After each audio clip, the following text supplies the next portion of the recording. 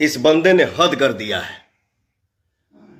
उनसे विनती, खूब बड़ाई करो, जम के तारीफ करो, बिल्कुल करना चाहिए।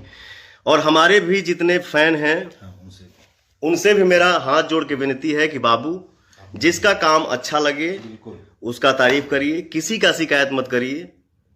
भगवान सबको आगे बढ़ाएं, सबको मस्त रखें अपने अपने। जय भीम भाई लोग, इस वीडियो में बात करते हैं चमरान स्टार विकास राव और पावर स्टार पवन सिंह के बारे में। जी हाँ, तो पावर स्टार पवन सिंह के एक सॉन्ग आया था घघरी। जी हाँ दोस्तों, उसी गाना पर एक आगे चमरान स्टार विकास राव के फैन से गाना जाला वाला, इसीलिए पावर स्टार पवन सिंह बड़ी विरोध में है। जी तो इस आप लोग कमेंट में जरूर बताइए कि पावर स्टार पवन सिंह के गाना से मैचिंग हो रहे है विकास राव का गाना। दोस्तों पहले इस विकास राव का गाना आप सब सुन लीजिए और कमेंट में जरूर बताइए।